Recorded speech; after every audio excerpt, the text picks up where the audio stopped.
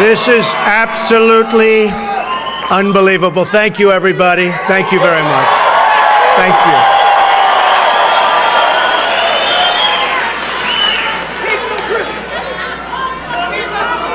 So this began as 500 people in a ballroom in Phoenix. And the hotel called us up and they said, please don't do it here. We're going to be swamped. It's going to destroy the building. It's been amazing. And outside, sadly, we have thousands of people that can't get in. So you know real estate. You know real estate.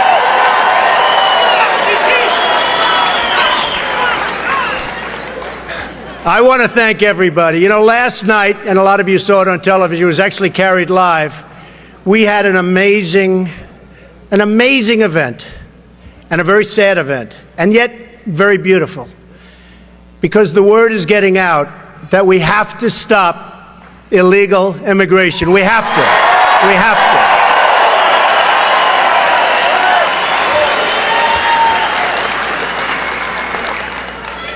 We have a situation that's absolutely out of control. We have incompetent politicians, not only the president.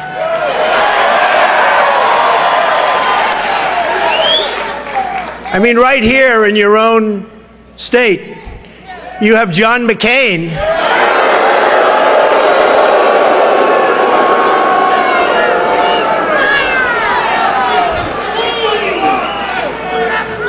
I just hate to see when people don't have common sense, don't have an understanding of what's going on, or perhaps don't want to know. Maybe it's campaign contributions, maybe it's special interests, maybe it's lobbyists, but for some reason, some people don't get it, and I don't think they'll be in office much longer. I really mean that.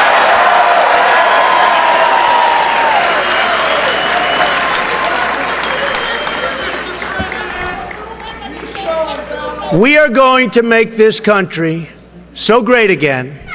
We are going to work. We are going to work so hard. And I will say this. When we had our event last night, I saw hardened veteran reporters who were crying. You had to see this. People that I've known for a long time that I don't even like. They're not good people. How you doing back there?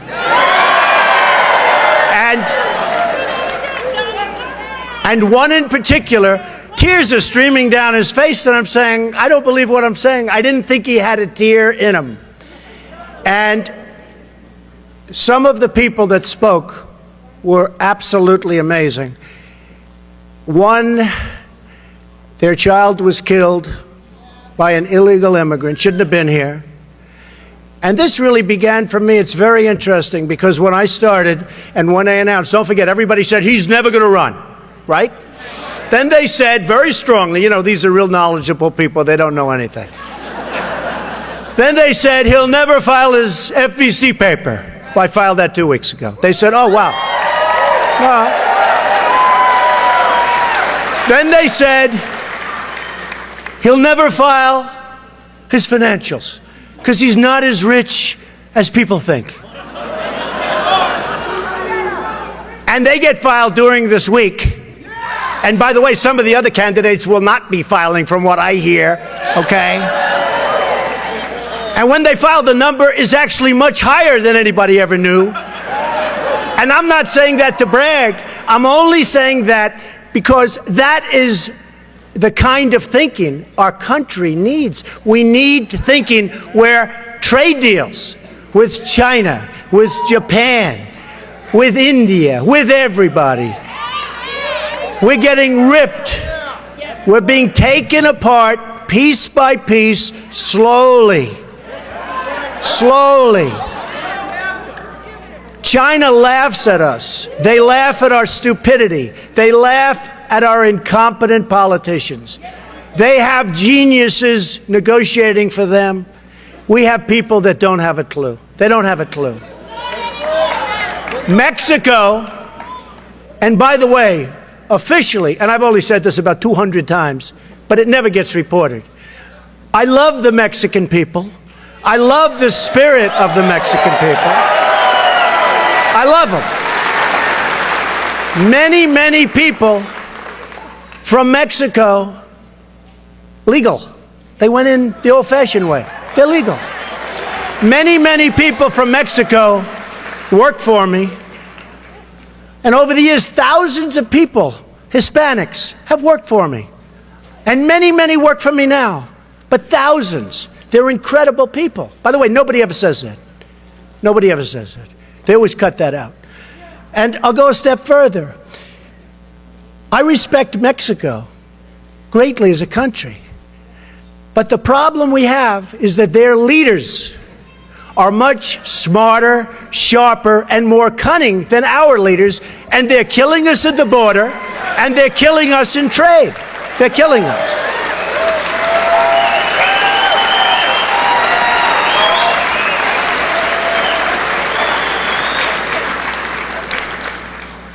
And every once in a while, I'll see a rally, and it's put up by the Mexican government, in my opinion. People come in, they're so perfect. They're like central casting.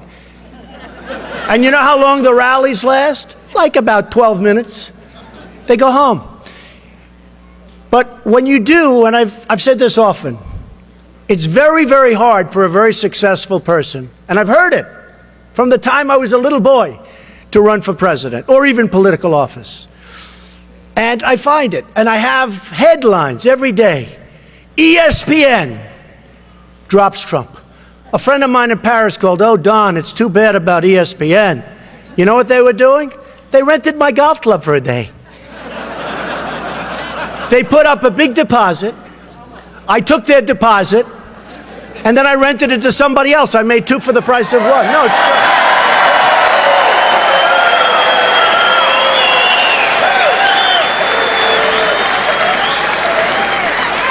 Then the next day, all over the world, NASCAR drops Trump.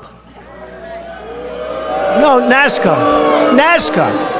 And then friends of mine call up from Europe. It's headlines, NASCAR. Don, it's too bad about NASCAR. I feel so. You know what that one was? They rented a banquet hall at Trump National Doral in Miami for one evening. I took their deposit.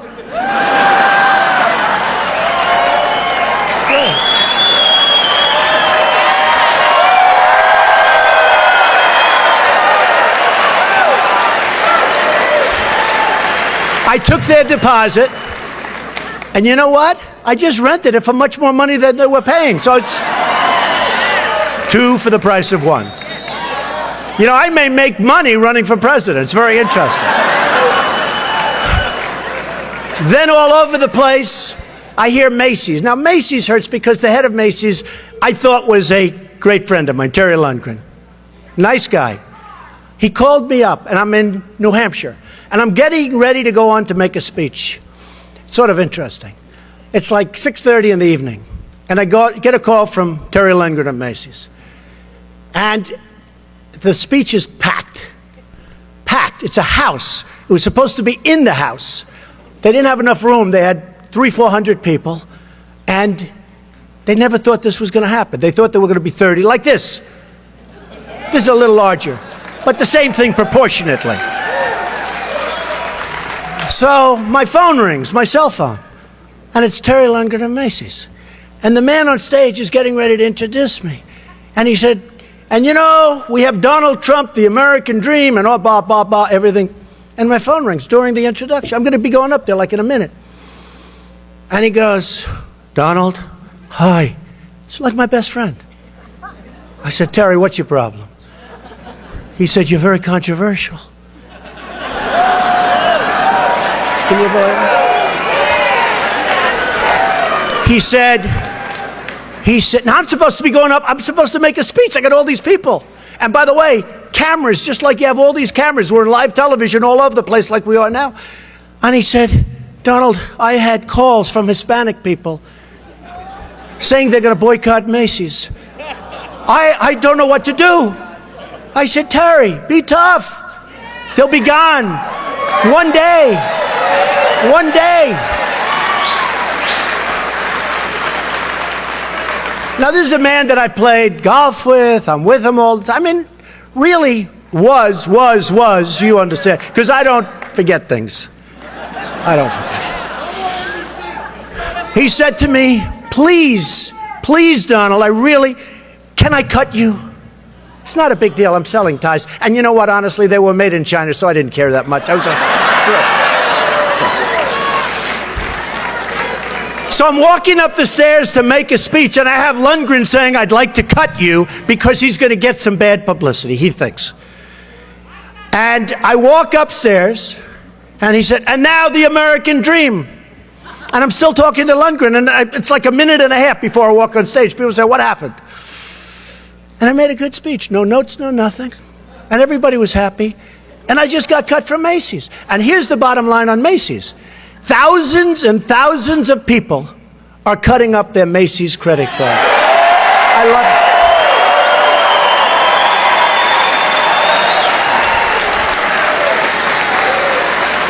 it. Thousands.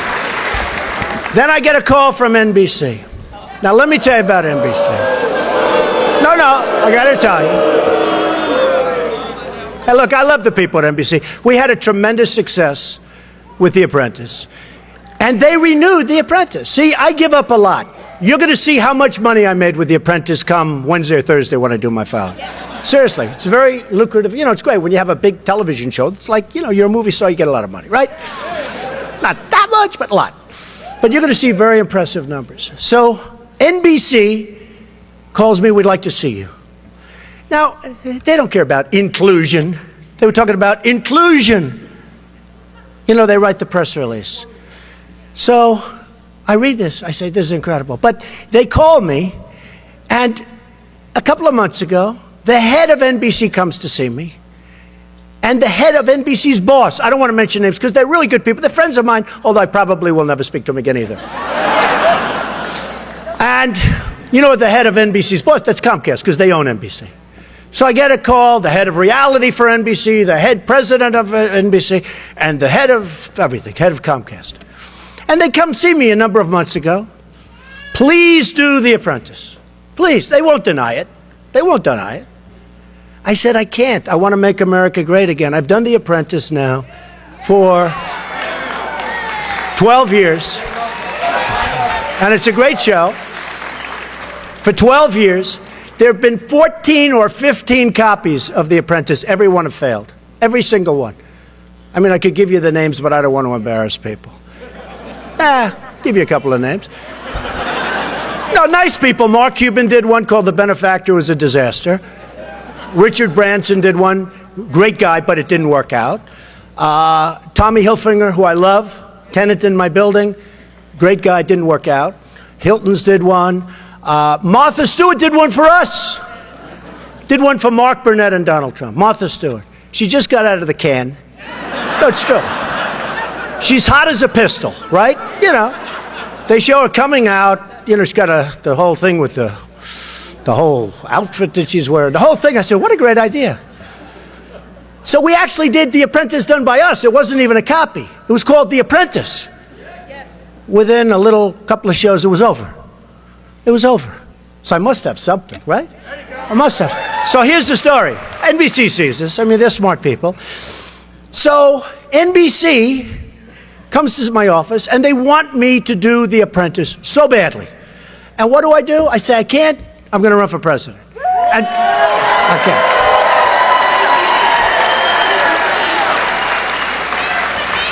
And I said, because of equal time. Now, you know what equal time is. Such a stupid law. Think of it. Obama can go on television all day long and be president and run for office. But if I have a television show, what happens is everybody running for office would have to be able to do The Apprentice, equal time. So you'll have a good guy named Rick Santorum. You'll have all these guys. You'll have somebody that used to head up Lehman Brothers, the senator from, the governor from Ohio. You'll have headed up Lehman Brothers. Oh, Lehman Brothers almost took down the world. He was a managing partner. I think he's a nice man. I don't know him. But I know if you're the managing partner of Lehman Brothers almost, you're not looking too good, you know.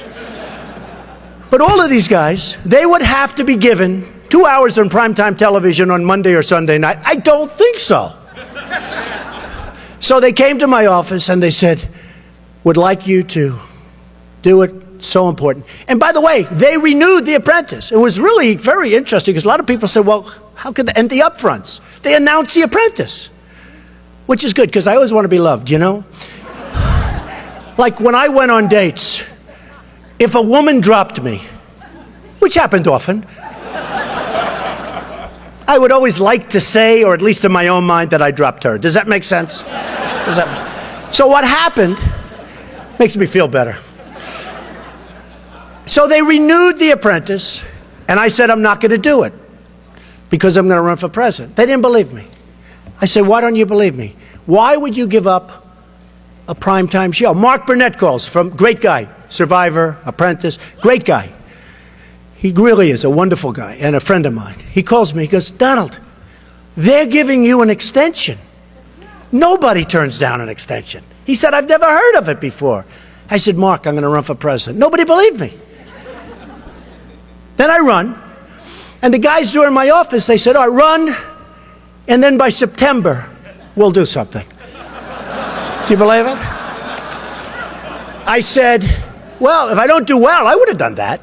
You know, why not? I'm not, you know, if I'm not doing well, if it's obvious, there's a problem. We just went to #1 in the polls. Problem.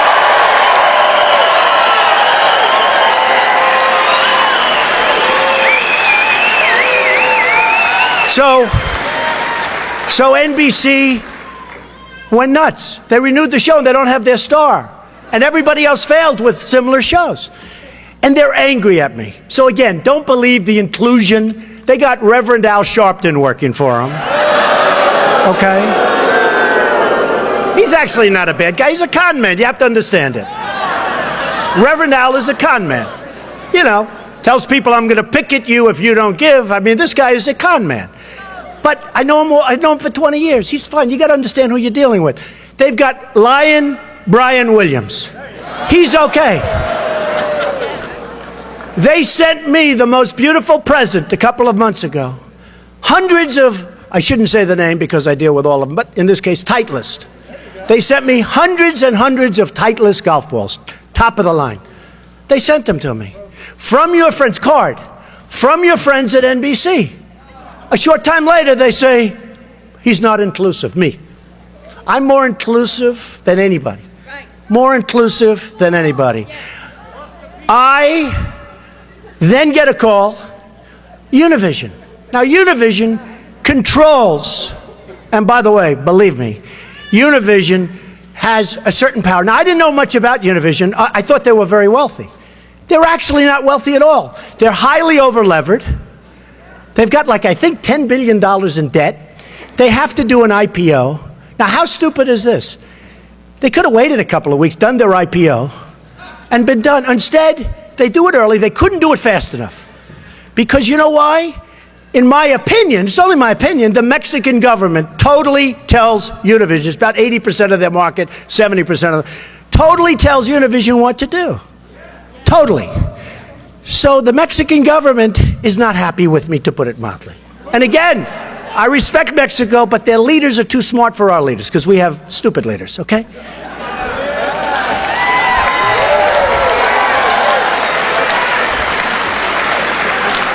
And I'll tell you, just between you and I, just between this little bit of a group, thank you very much.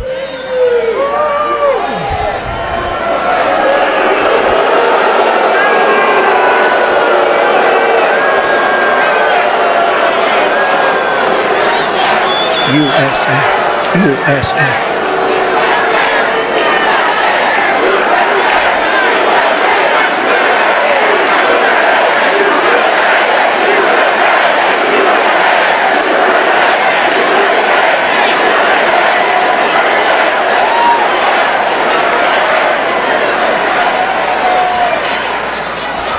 So the Mexican government does not care about the border nearly as much as they care about the bad trade deals that the United States is making with Mexico. That's really what it's all about. That's really what it's all about. So I just sued Univision for $500 million.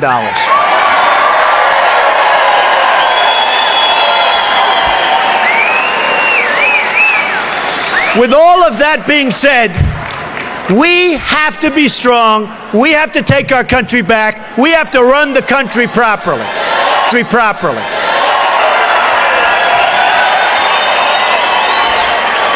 So, I'm going to bring up a man who's a great man. He's a great, great guy. I saw him the other day on television. Don't worry, it's okay. You can shout.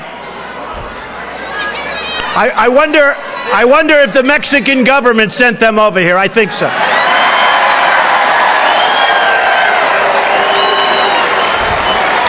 Because I'm telling you, I tell about the bad deals that this country's making. Mexico, I respect the country. They're taking our jobs. They're taking our manufacturing. They're taking our money. They're taking everything, and they're killing us on the border. And Mexico does not like it. So remember this. Don't worry, we'll take our country back very soon. Very soon.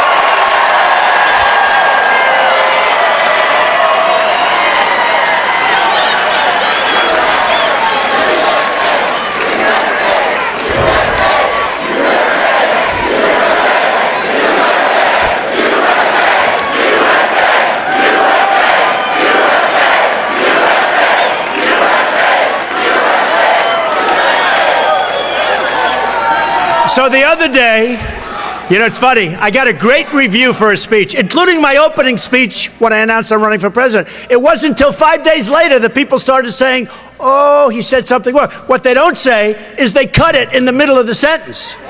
They cut it. Because those people, many of them, not all, some are great, but many of them are very dishonest people, meaning the press. Very dishonest. Very dishonest.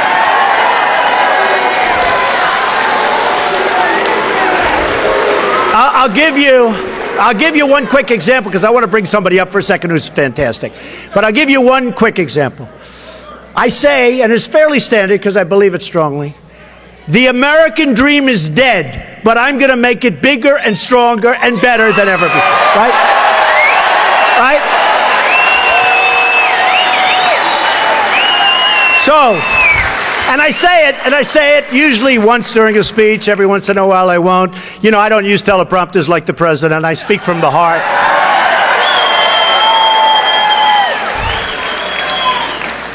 So I say the American dream is dead, but I'm going to make it it's standard, but I'm going to make it bigger, better, stronger than ever before. Okay.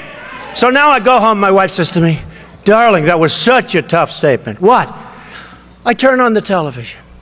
The American dream is dead. Period. Cut. I said, oh, what a horrible statement. They are so dishonest. They are so dishonest. You know, what I usually do, because if you really love this country, you have a very, very hard time convincing people that what you're doing is right and that you're really smart. And like a lot of us are really smart. I'm really smart. Went to the Wharton School of Finance. Even then, a long time ago, like the hardest or one of the hardest schools to get into. Did well at the school. Came out, made a fortune, wrote a book called The Art of the Deal. Did everybody read The Art of the Deal? They say the #1 selling business book of all time, which I agree, but I'll say one of them because if I'm slightly off by 2 copies, they'll say, oh, Trump exaggerated. But I think is the most, the number was #1 bestseller. Wrote many bestsellers, many, I think 12. So did a lot of things. But The Art of the Deal was like the #1 selling business book of all time. Great. Then I do The Apprentice, became this tremendous hit. NBC is desperate to have it. Forget it, now they can put somebody else on. Let's see how long it lasts. Okay, so ready?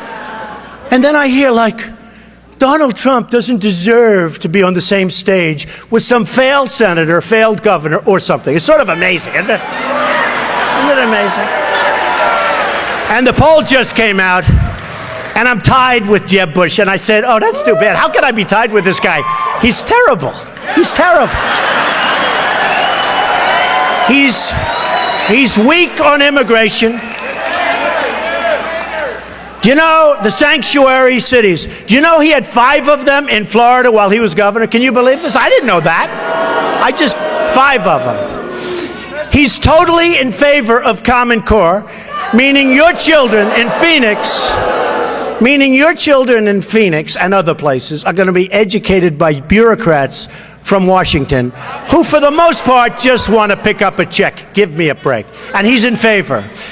I don't see him as a factor, and I know it's the Bush name, which, you know, got us into lots of words. I mean, in all fairness, not the greatest. But Jeb Bush, I don't get it.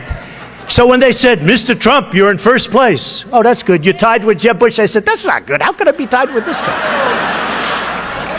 But I'll tell you what. I'm going to bring up a man to say just a few words. His son was viciously and violently shot by an illegal immigrant. His son was a star athlete, a star student. He applied to Stanford and many great colleges. He could have gone anywhere. And I met Jamil on television about a week ago. I see this guy, he's mentioning my name. I say, oh no, not again, because I figure he's killing me like everybody else, right? My wife said, no, I think he's saying some really good things. I said, I doubt it. You know, they're hitting me left, right. I said, I doubt it. Well, I turn it up. And he said, the only man that's sticking up for us is Donald Trump. I said, wow.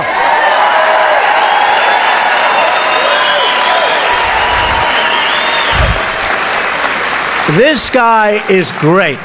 And we were at the news conference with his mother and his sister yesterday, and it was one of the most incredible things.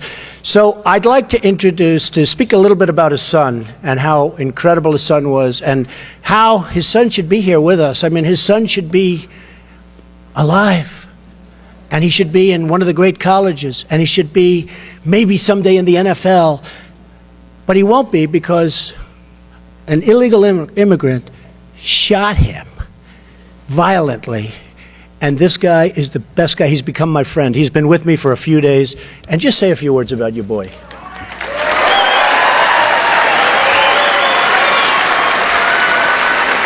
Thank you. Yeah, my name is Jamil Shaw. My son was named Jamil Shaw II. He was shot dead in the street by an illegal alien, or should I say, someone in the country illegal. And he was a good kid. I'm sorry, he was a good kid. He was a good kid. He was. We thought we did a good job. You know, when he was 5 years old, I started training him to get him ready. My goal was to get him ready for the 9th grade, which is high school. And we know high school football is big time. You know, you have to really start early. We were doing the Pop Warner. We were going through everything. And I was on this case 24/7. I'm one of those hands-on dads, like my dad was. He was hands-on, you know. Yeah. He was hands-on and the belt on, you know. And, you know, I respected my father, and I was scared of him more than I was scared of the police, you know. So I made sure I couldn't do nothing wrong. And I wanted my son to be the same way. You know, I didn't want to have to spank him. I wanted him to do what I say because it's the right thing to do, and you want to make it in life. You know, so we trained, we got to high school, and he just really, it was unbelievable. I started getting scared. It's good to be true. You know, he was 3-time MVP. He was in the 11th grade, all 3 years MVP, Player of the Year, All City. I'm sure people out here know what I'm talking about if their kids went through that kind of stuff. And you know the hard work and the sacrificing that the kids have to do and the parents, you know, my weekends was his. You know, I had to go and take care of everything. So one Sunday morning we went to Pasadena at a training clinic for Division I prospects.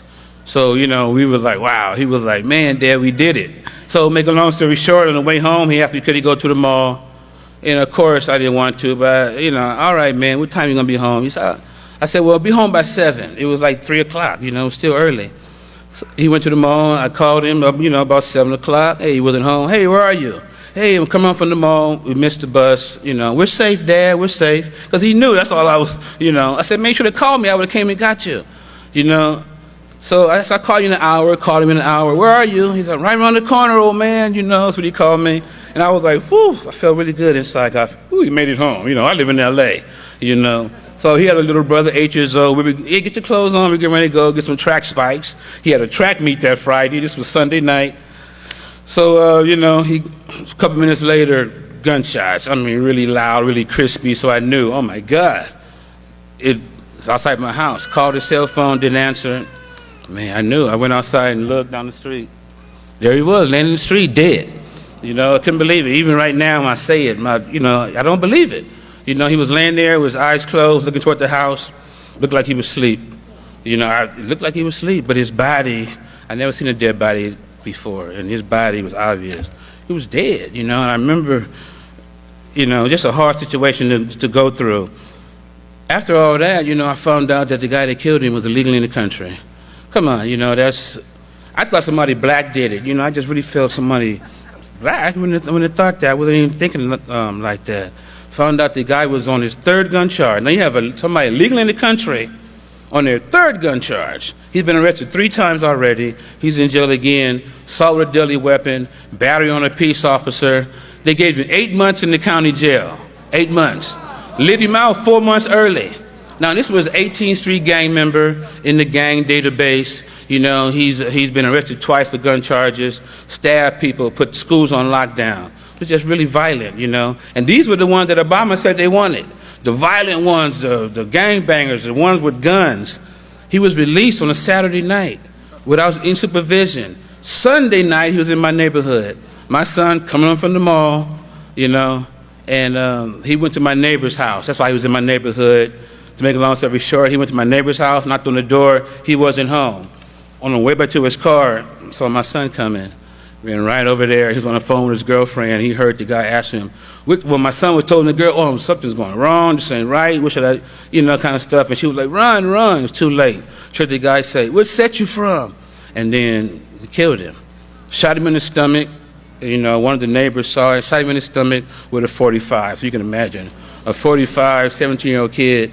Shot him in the stomach while he was on the ground. According to the coroner, he had his hands up like this, and he shot him through his hand. They thought he had three gunshots because his hand was really badly damaged, bullet wound in his stomach and one in his head. The coroner said that he was on his back with like this, and he shot him through his hands and to his head. Now we hear all the time, Michael Brown, hands up, don't shoot. Now that was really hands up, don't shoot. I'm sure he wasn't saying anything because he just had a bullet wound in his stomach, but you could imagine your child. I tell people all the time when they protest me or they protest Mr. Trump, what you have to do is soul search. Put yourself in my shoes. Think about your child laying in the street dead. Your mother, your wife, your father, anybody, We're not designed for that, Didn't find out someone illegally in the country did it. So when I found out, I'm going to move on to Donald Trump. I found out when Donald Trump was running for office, I watched it because, everybody likes Donald Trump. And, if it not nothing to do with the president said, you want to see what he got to say, So I looked and I saw what he was saying, and he was talking about saving the country. People, my friends were calling me, liberal friends calling me, turn the TV on, Donald Trump is talking about helping America. I turned on and I saw when I saw it, I was so happy. For the first time in 7 years, I felt hope, real hope,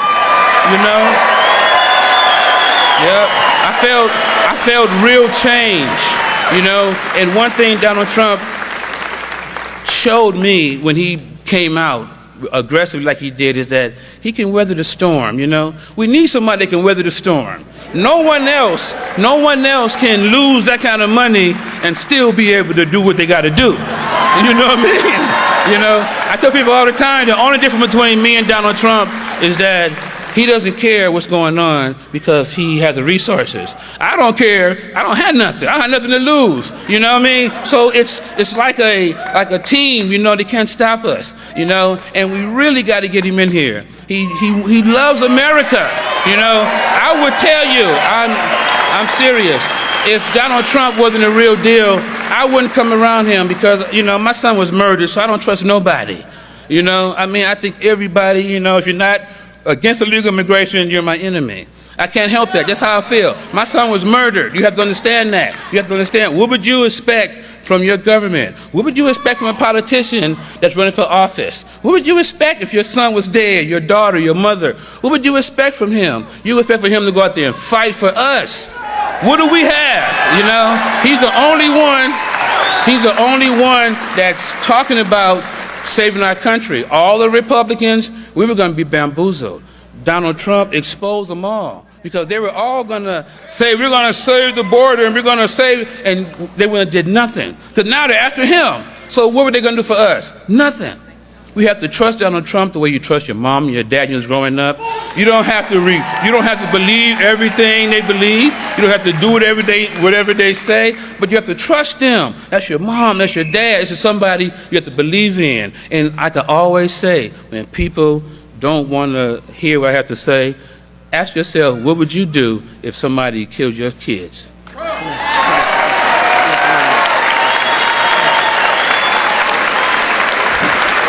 Thank you, Jamil.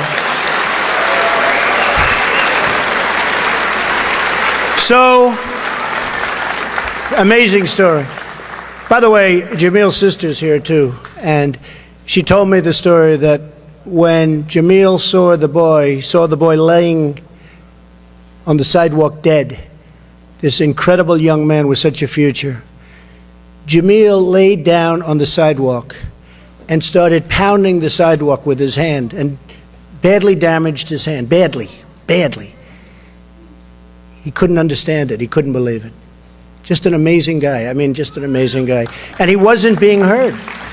He wasn't being heard. And the only reason I heard him is because he was talking on a show and he was mentioning how badly they've all been treated. And then you have in San Francisco a beautiful young woman, Kate, and killed by somebody that just pleaded innocent. First pleaded guilty, now he has a good lawyer, and went into court and pleaded innocent. And they'll be playing around with him for about 15 years in court, and probably he'll get off too. It's a horrible thing that's going on with our country, and these are two people that should be alive, and these are people that shouldn't have been in this country. They flow in like water. And I love legal immigration. I love it. I love it. I think it's great.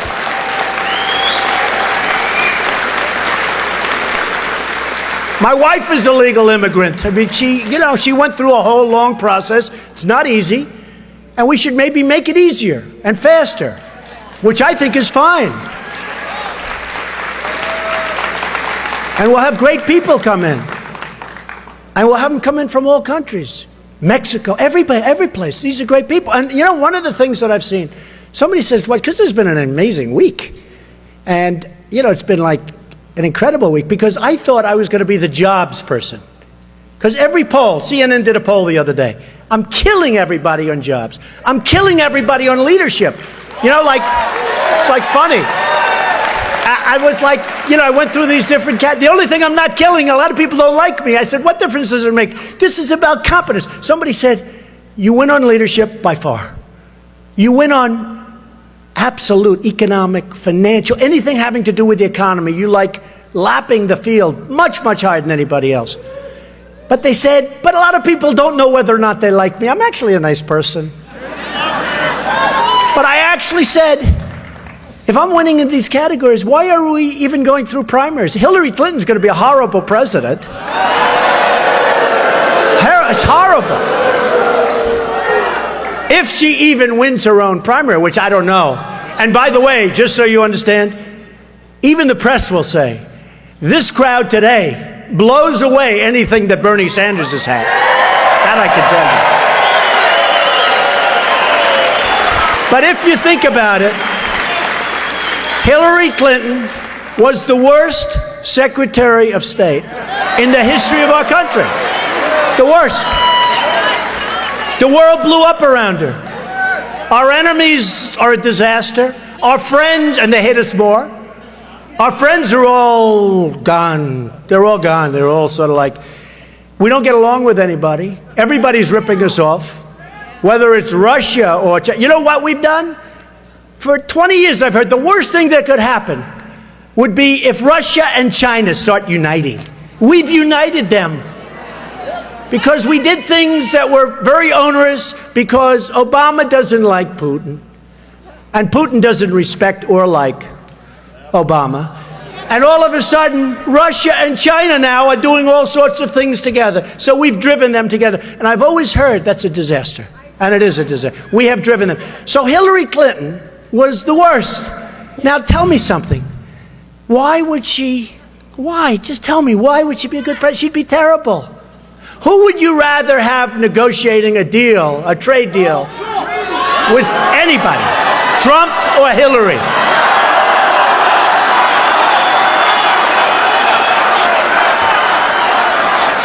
Well, we have to get there first. So, who would you rather have negotiating a really good deal with? Mexico, China, Japan, Trump, or Jeb Bush?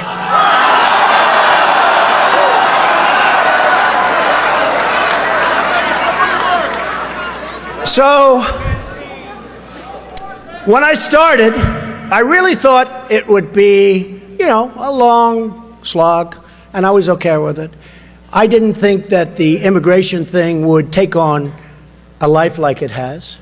I made some very tough statements about people flowing through, because that's one of the things, to make our country great again, we have to create borders, otherwise we don't have a country. So it's one of many things. And I've been very strong on it. It's one of many things. We have to make great trade deals and all. So I said, strong borders, one of the things.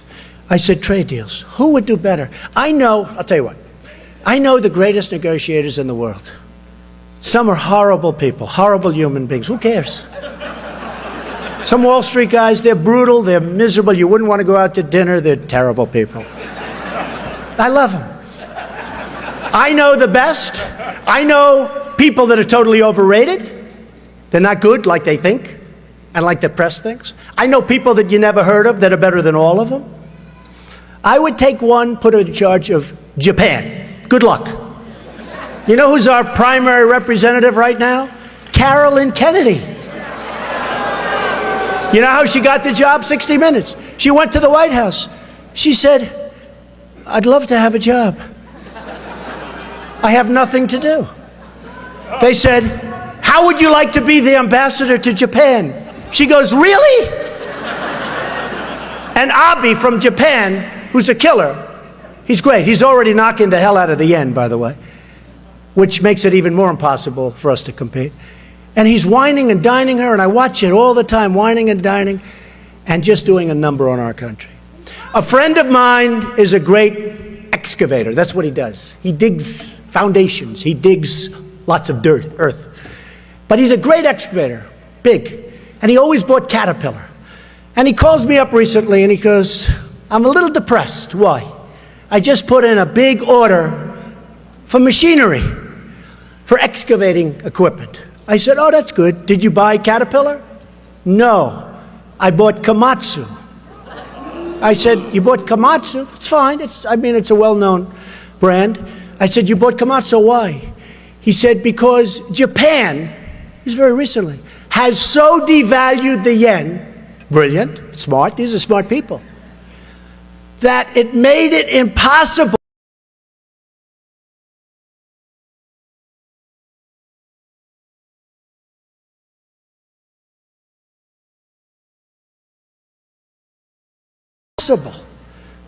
So he ordered Komatsu instead of Caterpillar. This is happening all over the place.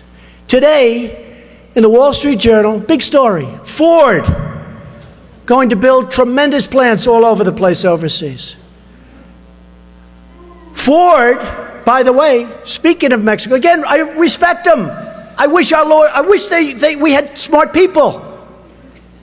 Ford is building a $2.5 billion plant. Who ever heard of this? $1 billion plant. $2.5 billion in Mexico. Now, here's the story. Now think of it. So I'm saying to myself, that's not good. And in addition to that, in Tennessee, a big plant, $1.2 billion, was going to be built in Tennessee. Wall Street Journal.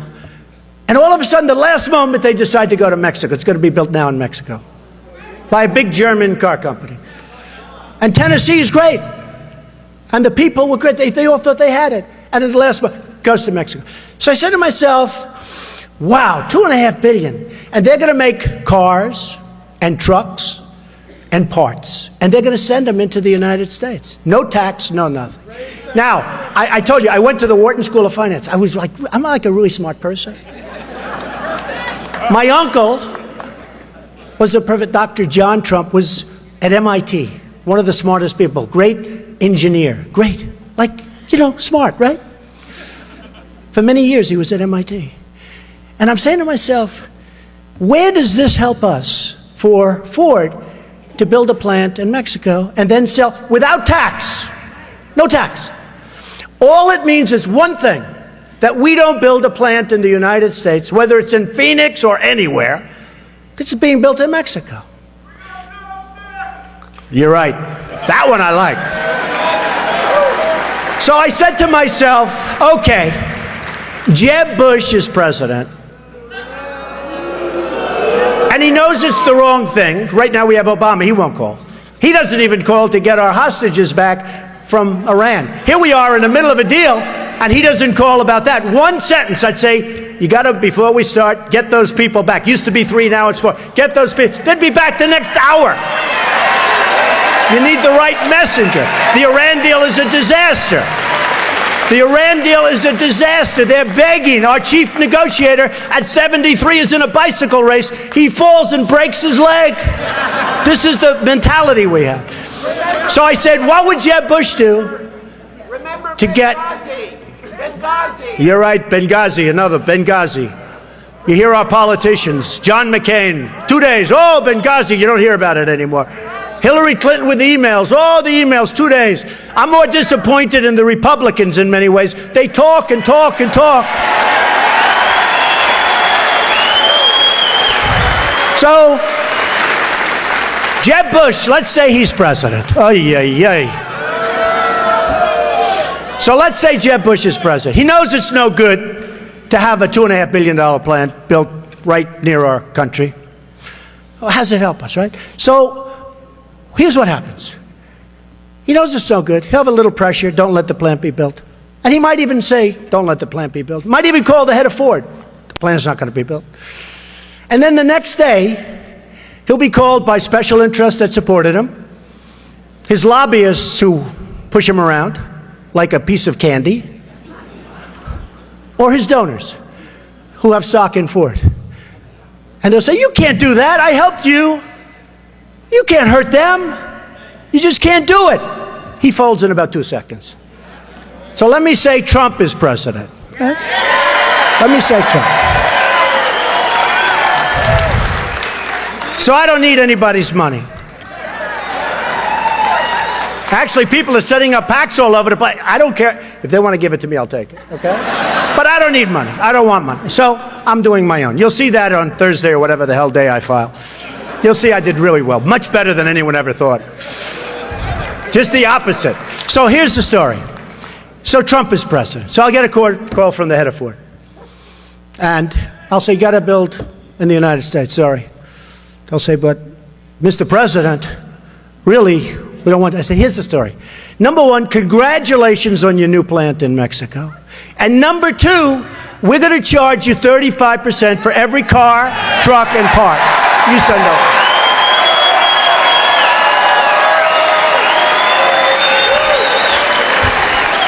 And here's what would happen. Here's what would happen. Now, this isn't like 99% sure. This is 100%. In fact, you know the negotiators, the killers that I told you about, these bad people? I wouldn't even bother calling them because this is too easy. I can just do this, like, with a couple of phone calls. So here's what would happen with Trump. I will get some calls. He will say, Mr. President, this is terrible. Please, please. Sorry, can't do anything. Sorry, I don't care. I want you to build here. I want jobs in the United States.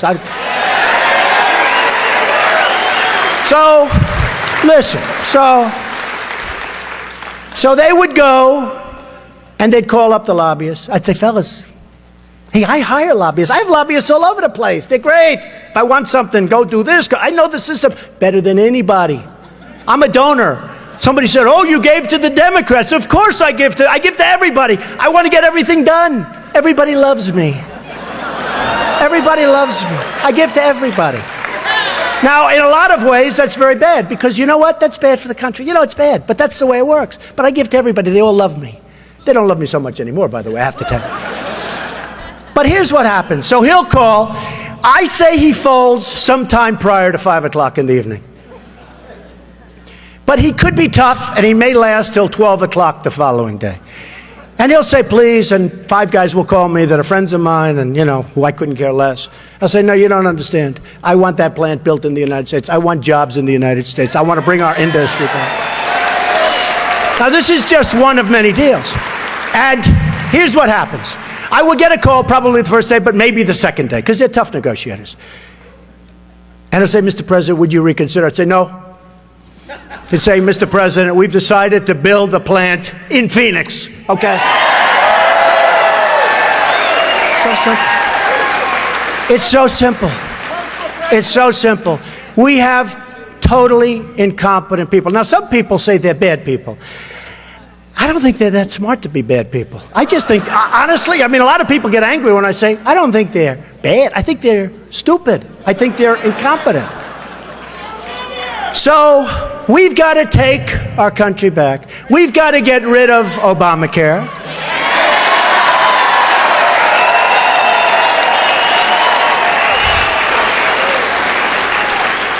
We've got to repeal it and replace it with something good. And we have to take care. You know, I know this doesn't sound very conservative. We got to take care of everybody, not just the people up here. We got to take care of everybody, okay? Get used to it, conservatives. I love you, conservatives. Get used to it. Let's take care of everybody, please. And by the way, Obamacare doesn't. And if you look at the premiums are going through the roof. The deductibles, frankly, you have to get hit with a Komatsu tractor in order to use them. They're so high. We can do it. You get rid of state lines, you put it out, you'll have great care for much less money, the country will spend much less, and we will take care of those people that can't do it. We have to, we have to, we have to. Okay. We have to build up our military.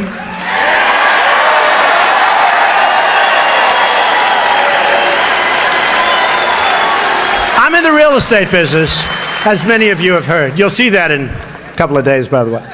I'm in the real estate, and all the time I get listings. A base is for sale, a naval base, a army base, a marine. They're always I said, how many bases are there? All the time I'm getting these listings for bases. I said, what are we doing? We are hated throughout the world. China is building in the South China Sea, islands. We can't do that because we would not be able to get an environmental impact statement. Can you believe it? We'd go through 25 years of being sued by the environmentalists. And by the way, I hate to say this, I've been given many, many environmental awards. I get a lot of environmental awards. But we have to take back the heart of our country. We have to do something special. We have to bring back, and let me tell you, in bringing back our military, we have to do something else. We have to take care of our veterans, because our veterans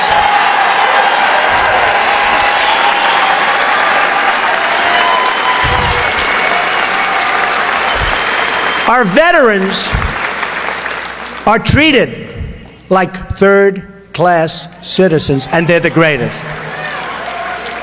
Now, if you remember a few days ago, Bush was asked the simplest question: was Iraq a good thing or a bad thing? He couldn't give an answer. Took him 5 days before he said it was bad.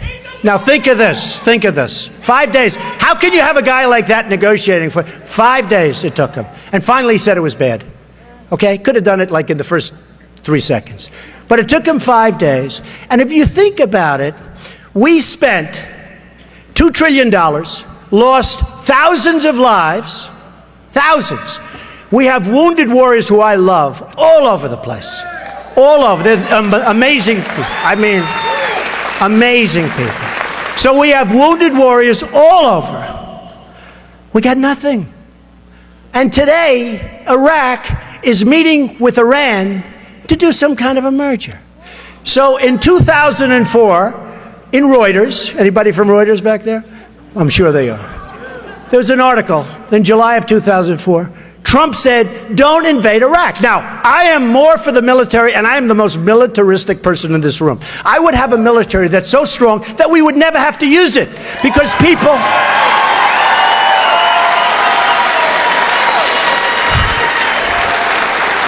would say, no way we're messing with them. No way we're messing with them. And I'd get along with Putin, and I'd get along with China. You know, China, largest bank in the world is in China. They're my tenant. I just renewed their lease. No, it's true. Who speaks worse about China than me? Now, I do it out of respect. But China, they just renewed their lease. We would never move to a building other than your building. They love it. But it's called respect. It's called respect. They respect smart things, smart people, smart deals. They have no respect for our country. So with Bush, if you people go with Bush, you're going to lose. I'll tell you one other thing, and we're going to wrap it up now, but I'll tell you something, and this will be surprising to a lot of people. Thousands and thousands of people work for me, tens of thousands. I've given tens of thousands. I've taken care of education for families. I've taken care of health care at the highest level. I don't even have to worry about Obamacare because my people do better. My people got lucky, but I got lucky too. They're great people. Great people. But ISIS will be in such trouble.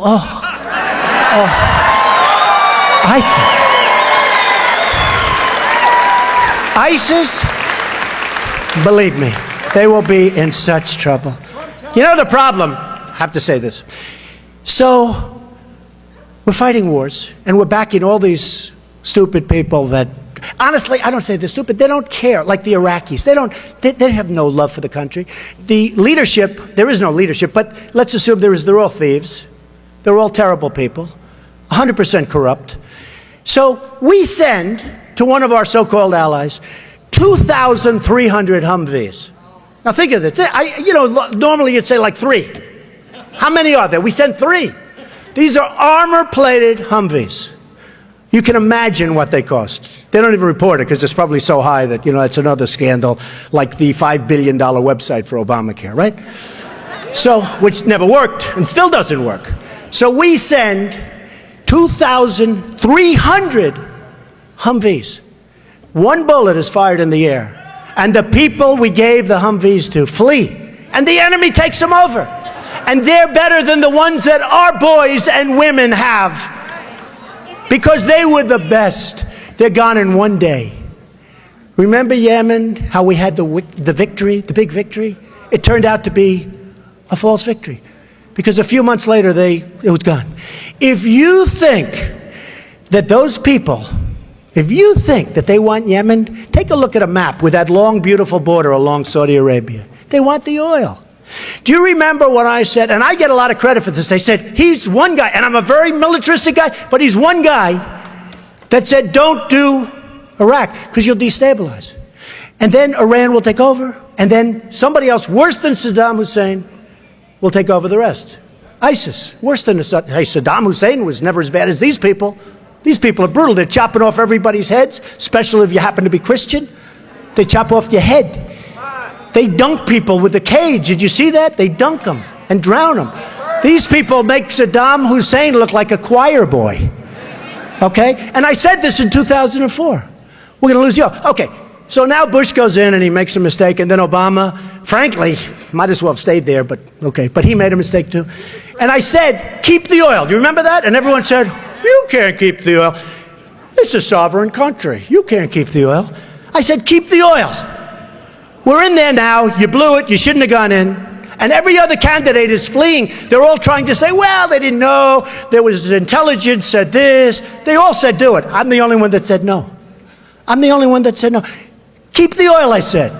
I've been saying this for 2-3 years. Don't leave. Keep the oil. Because if you don't get it, Iran will get it, or somebody else is going to get it. So here's who has it. Iran is taking it, and ISIS has it. And ISIS now is building a hotel in Iraq. They're competing with me. Do you believe it? They're renovating this building. They're building a hotel. They're wealthy. They have the oil. And I said, keep it. And great criticism.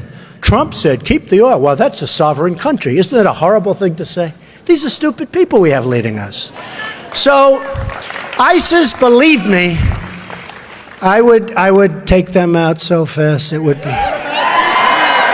Have to do it. Have to do it.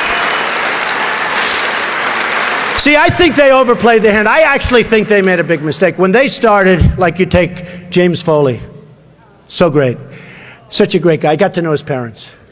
And when I met the parents, they're very interesting. Joe McQuaid from New Hampshire, who's an amazing guy, said, would you come up and make a speech? And I made a speech about, sort of like I'm doing today, and it was in honor of James McQuaid.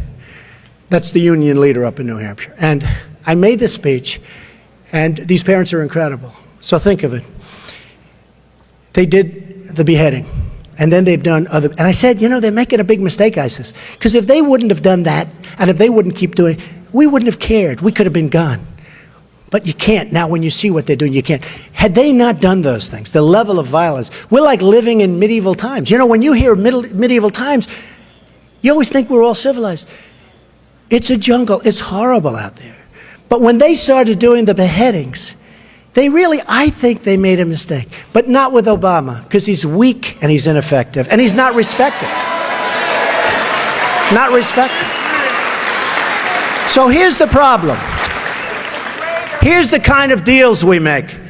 James Foley is dead. Great guy. Amazing guy. Amazing parents. We have Sergeant Bergdahl, a traitor. Right? So we negotiate for Sergeant Bergdahl, a no-good traitor. 6 people were killed trying to find him. 6 young, in this case, men, went out to try and get him. 6 of them never came back. 6 people died. And we have Sergeant Bergdahl. And here's our deal. This is just like the stupid deal that we're making with Iran on nuclear. This is just like everything else we do. The deals we make with China, the deals we make with Mexico. We don't know what we're doing. So we get Bergdahl, a no-good traitor. And frankly, I renegotiate deals every once in a while, not too often. But I'd send them back. And if they don't want them, send them back anyway. I want to renegotiate that deal. They get 5 killers that are right now back on the battlefield trying to kill everybody, including the people in this room. And these were the 5 people that they most wanted. So I call Obama the 5-for-1 president. Who would make that deal? Now, I don't think it's because he's a bad person. Some people say bad person. I just say, who would make a deal like this? But these are the same deals that we make with all of these other countries. When I look at Japan, I just got over from Los Angeles. We had a tremendous crowd there, too. We had a tremendous crowd. And we had a big one in Las Vegas this morning. But when I look at these massive boats, I've never seen boats like this. The biggest boats with cars coming from Japan. And then we can't sell corn. We can't sell beef. It's peanuts. We can't sell beef. So we do about 20% to their 100%. So I had an idea on the way over. I said, tell Japan, that's okay, everything's fine. We're going to cut your orders down to 20%. Let it match. Let it match. Simple deal. Simple deal. And I had another idea that's also very simple. When Mexico, and you remember, when Fidel Castro took over, he opened his prisons. And he sent everybody over to the United States. And we accepted them. And it was hell. But we didn't send them back, we accepted them. In a much, much, much more sophisticated way, Mexico's doing that to us. Because why would they want to have a prisoner like these 2 horrible people that hurt so badly, destroyed, but hurt so badly, the Shaw family and Kate's family? Why would they want to have them in jail for 40 years paying for it? So I had an idea. They should have had him. The one with Kate came over 5 times. In my opinion, he was pushed out by Mexico. They don't want him. They don't want to take care of them. Why would they want to take care of them? And believe me, Univision, which I'm suing, by the way, for $500 million because they broke a cut. But Univision is doing the work of the Mexican government. And I don't blame the Mexican. I respect Mexico. I don't blame the Mexican government. I just wish our people were smart. They're really smart doing that. They're sending them to us, and we're either putting them in jails or letting them go free, which is even worse. But we have to do something. So I had an idea. I said, every time an illegal comes to this country through the border, because Mexico is pushing them over, remember that. And by the way, unbelievable people are coming. A lot of people that are illegal are great people. Just let's get it straight. They don't want to give it straight because the press are liars. They're terrible people. They're terrible people. Terrible. Not all of them, but many of them. But here's an idea. So Mexico is sending lots of people. And by the way, they're coming from all over the world, including the Middle East. Why not? Come in, come on in. We're stupid, we'll take care of you, we'll pay. You get sick, we'll take care of your hospitalization. What kind of a plan do you want? So I had an idea. I think it's good. Every time Mexico really intelligently sends people over, we charge Mexico $100,000 for every person they send over. Now, they make so much money that that's peanuts. It's not a lot. Could have made it much higher, but I'm nice. I'm in a good mood today. We charge Mexico $100,000 for every person. You'll see that it'll start to stop because that starts to add up. It starts to add up. We have to secure our borders. We have to do something to take back our country.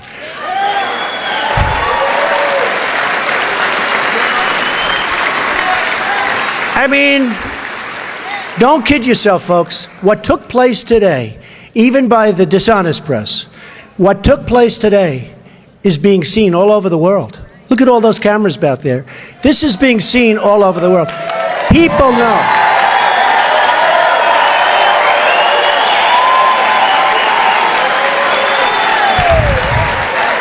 You know, it's a term I haven't heard for years, but I was thinking about it. Thank you. It's a term that I haven't heard for years, but I really think it applies now more than maybe ever before. And that's the term, the silent majority. Have you all heard that? You don't hear it anymore. You don't hear it. When people start cutting up their credit cards at Macy's and won't go to Macy's anymore, when all of these things, and that's a big story, but nobody wants to write it, that's fine, I don't care about me. But when you see the kind of power that the silent majority has, and the silent majority is a problem. They want to go out, they want to lead a good life, they want to work hard, they want to have their family, they don't want to be involved in coming here and waiting on a line for hours and hours and coming in and listening to Trump.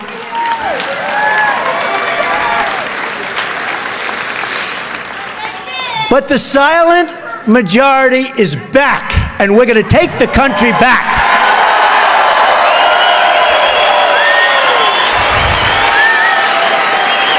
And we are going to make America great again.